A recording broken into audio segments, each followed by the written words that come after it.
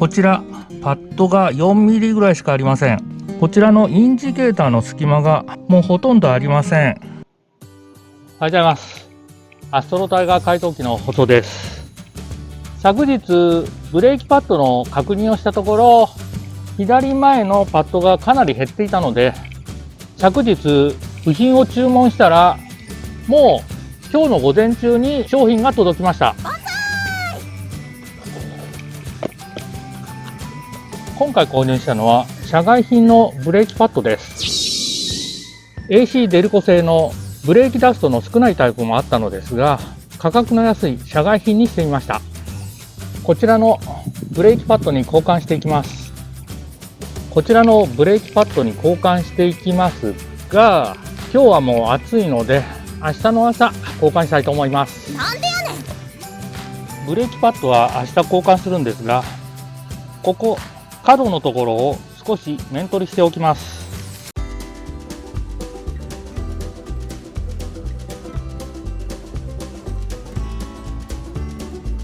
その後、暑さのため撮影できませんでした。昨日注文したブレーキパッドが届きましたので、角の部分面取りしておきました。特に面取りしないとブレーキが効かないというわけではありませんが、ブレーキの鳴き、ブレーキをかけた時にキーキー音がすることを防ぐために面取りしておきました。こちらの社外品のブレーキパッドは面取りが必要でしたが、 AC デルコ製のブレーキパッドの場合はもともと面取りされているので、そのまま取り付けが可能です。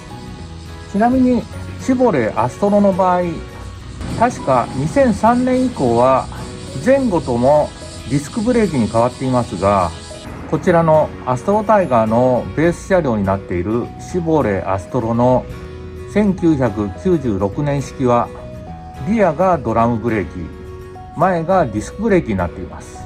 後ろのドラムブレーキはブレーキシューが外に広がってブレーキをかけますが、前のディスクブレーキの場合、こちらのブレーキパッドがディスクを挟み込むことでブレーキが効きます。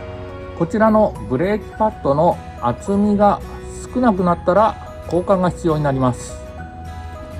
ここにインジケーターがあり、今はディスク面とインジケーターの間に隙間がありますが、パッドが減っていって、こちらブレーキディスクとこちらのインジケーターが当たってしまうとキーキーと音が鳴ってブレーキパッドの減りを教えてくれます。もしブレーキをかけた時にキーキーと音がする場合は、ブレーキの鳴きだけでなくブレーキパッドが減っている可能性もありますので、車屋さんで確認してもらってください。なるほどね。はい、それではブレーキパッドの交換していきます。こちらがブレーキディスク、こちらがブレーキキャリパーです。今減って薄くなったパッドがついていますので、キャリパーのピストンが出た状態です。このままキャリパーを外してパッドを交換しようと思っても、まだ厚みの厚いパッドは隙間が少なくて入りません。なので取り外す前に大きなクランプを持っている方はここを挟み込んでピストンを押し込んでおいてください。私はこのクランプしかないので、一旦キャリパーを外してからピストンを押し込みます。ディスクブレーキピストンツールという専用工具もあります。キャリパーを外したら、こちらのブレーキホースに負担がかからないように置いておく場所が必要です。こちらはバケツですが、バケツをひっくり返してこの底の部分がキャリパーを置くのにちょうどいいので、いつもバケツを使っています。それからキャリパーを外すためには、ここに2本キャリパーボルトがあって、このボルトを外す必要がありますが、シボレアストロの場合はこちらのキャリパーボルトを外すのにインチ工具が必要になります。メートル規格の六角で回そうとすると、ここ舐めてしまうのでご注意ください。そうなんだ。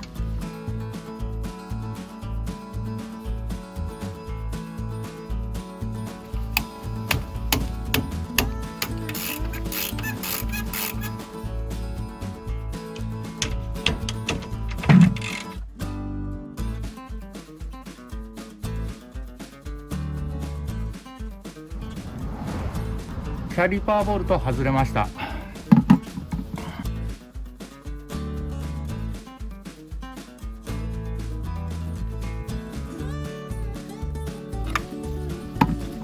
2本外れました。よいしょ。あ、硬っ。固着しちゃってるな。ブレーキフルードを交換した後、こぼれたフルードを掃除するため水で流したのですが、ディスクとパッドの間に水が入り固着してしまったみたいです。硬っ。外れないよ。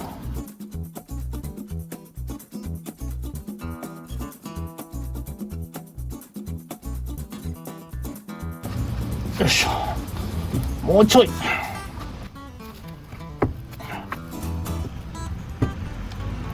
っしゃ、外れた。よっしゃ、外れた。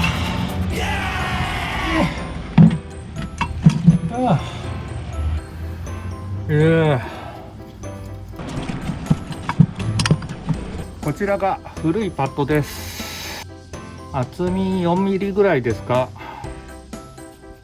うわ、錆びてるな。これはこちらの部品は流用します。かまぼこ板で当て木をしています。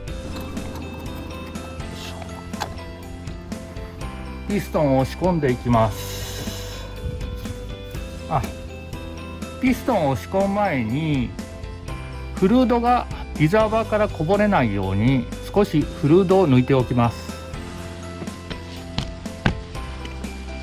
ピストンを押し込んだ時にブレーキフルードがこぼれないように少し抜いておきます。こちらの注射器については前回の動画をご覧ください。一昨日入れたばかりのフルードなのでまだ透明です。キャリパーのピストンを押し込んでいきます。ピストンを押し込んだ時にリザーバーのフルードの増え方を撮影したくてリザーバーの蓋を外していたのですが、フルードが吹き出してしまいました。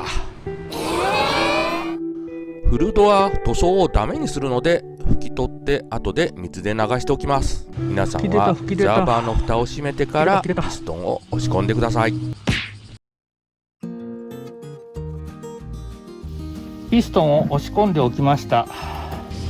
どっち向きだったかな。ついてた金具を流用し取り付けました。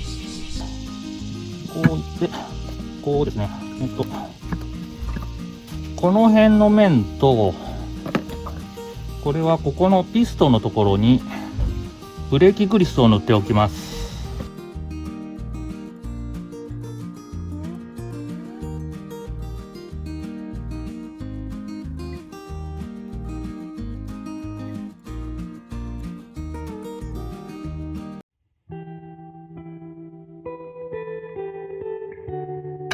はまんないな。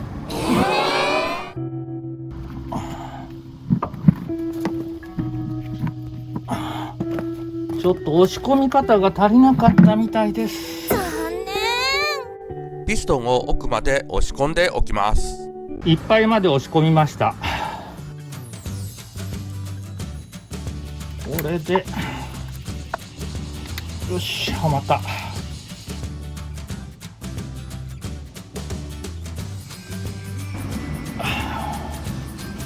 キャリパーボルトのブッシュが当たってんな。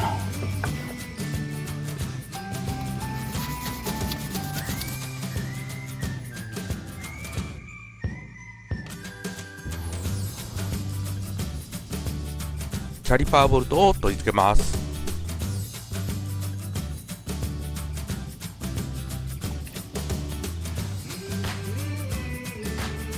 ちょっと置くのでこの爪を上げておきます。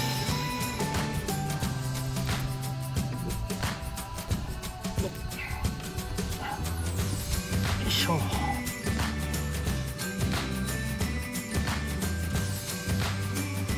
この爪2箇所を挟んで曲げておくことでしっかり固定され、動いてカチカチ言わなくなります。よし。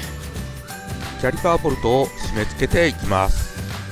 ボルトの締め付けトルクは50ニュートンメートルです。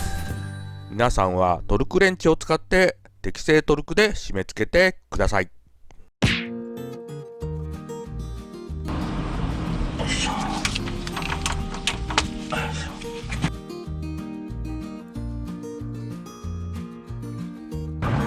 よいしょ。はい。左側のブレーキパッド交換完了です。うわ、汗びっしょりだ。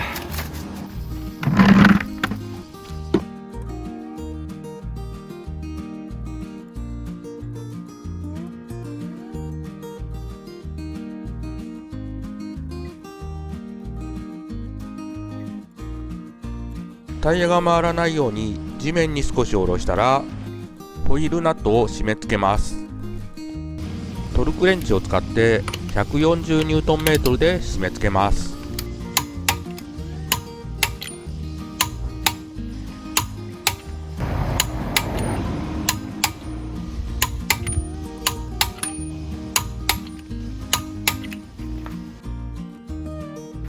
輪止めを移動します。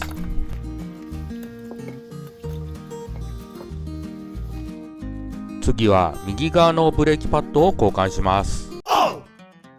ホイールナットを緩めます。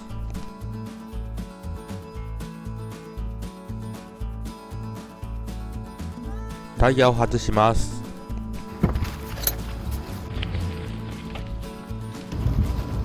右側のブレーキパッドも交換していきます。バケツです。インチ工具の六角です。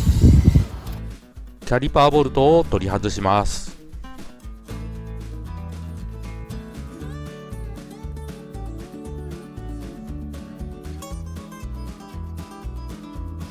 キャリパーボルト1本取れました。キャリパーボルト2本取れました。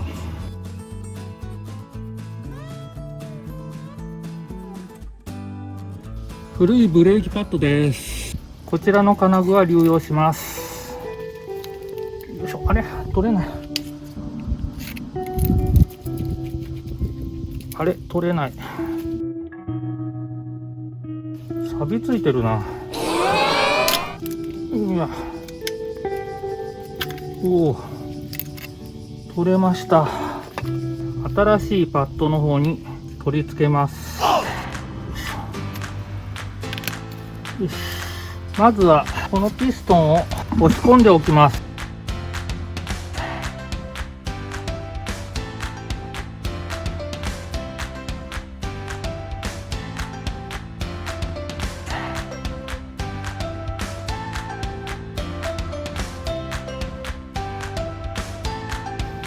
ブレーキグリスを塗っておきます。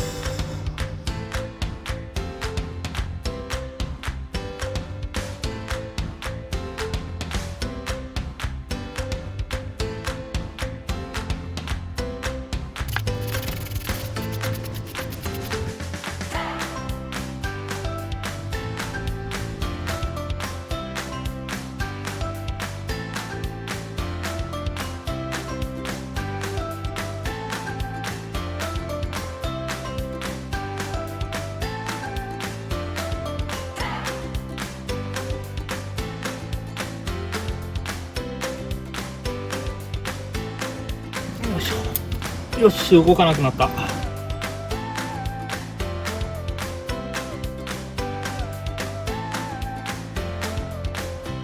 ブレーキパッドの交換完了です。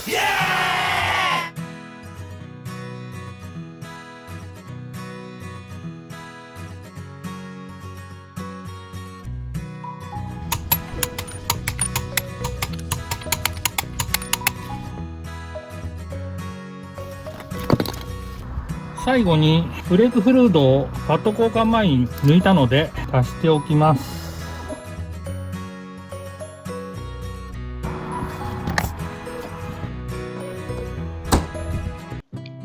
今回はアストロタイガーのブレーキパッドの交換についてお伝えいたしました。